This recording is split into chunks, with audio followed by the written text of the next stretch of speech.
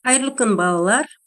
Әдебиеттік оқу сабағымызды бастаймыз. 52-ші сабақ. Бүгінгі сабағымыздың тақырыбы ақылы мен күші сай деп аталады.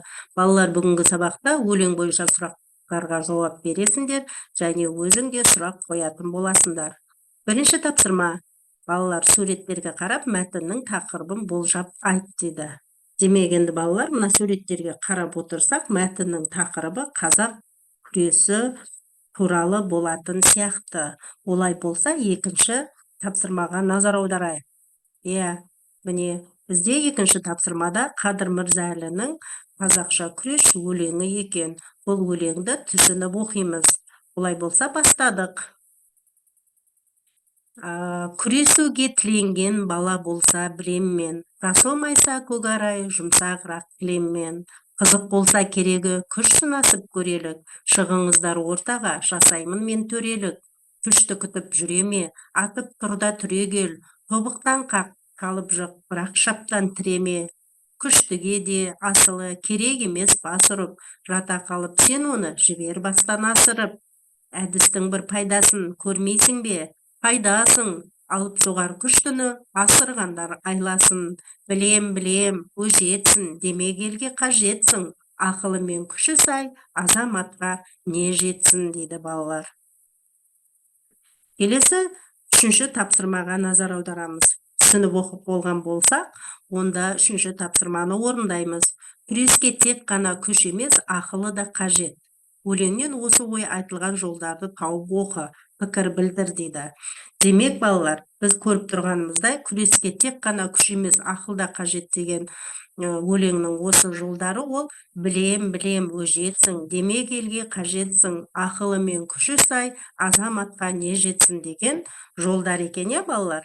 Енді бұл жерде пікір білдіретін болсақ, күресетін кезде қандай қимылдар жасағанда жеңіске жететін ойлау үшін ақыл керек екен, балалар. Осылай пікір білдірсек болады. Келесі төртінші тапсырмаға назар аударыңыздар. Өлеңдегі қимыл әрекетті білдіретін сөздерді табыңдар. Күрестегі аяқ қозғалысы, күрестегі дене қозғалысы. Демек, балалар, күрестегі аяқ қозғалысы ол өлеңдегі қимыл әрекет, ол тобықтан қақ, шалып жық, шаптан тіреме деген сөздер екен. Ал күрестегі дене қозғалысындағы қимыл әрекетті білдіретін сөздер олар жата қалып, жібер, бастан асырып деген сөздер екен, балалар. Балалар, сіздерді дәл осылай тапты деп ойлаймын. Олай болса, келесі 5-ші тапсырмаға назар аударайық. 5-ші тапсырмада 11-ші беттегі суретке зер сал, сурет бойынша 3 сұрақ дайында және жауап жаз, дейді. Демек, бұл жердегі 11-ші беттегі сурет бұл мына сурет.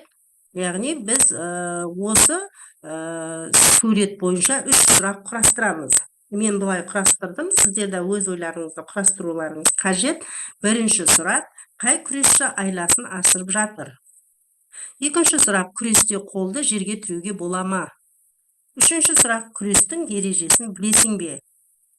Деп мен осылай сұрақ құрастырдым. Сіздерді дәл осылай сұрақ құрастырып, және оған жауап берсеңіздер болады. Келесі 6-шы тапсырма: спорттық жарыстарда еліміздің гимні орындалған кездерде есіңе түсір. Осындай сәт сенде қандай көңіл күй туғызады, дейді. Балалар, әрине мен бұл жерде ойлаймын, спорттық жарыстарда гимн орындалғанда көңіл күйіміз көтеріліп, бойымызды мақтаныш, қуаныш сезімі кернейді деп ойлаймын. Балалар, сіздерде де дәл солай деп ойлаймын мен. Олай болса, балалар, біздің сабағымыз аяқталып қалды. Мен сіздерге үйге тапсырмаға 5-ші тапсырманы беремін. Яғни 11-ші суретке зер сала отырып, сурет бойынша 3 сұрақ дайындап және жауап жазыңыздар. Балалар, бүгінгі сабақта өлең бойынша қойылған сұрақтарға жауап бердіңіздер, өздеріңде сұрақ қойдыңыздар деп ойлаймын. Балалар, сабақ сіздерге түсінікті болды деп ойлаймын. Осымен бүгінгі сабағымыз аяқталады. Келесі кездескенше сау сәлемет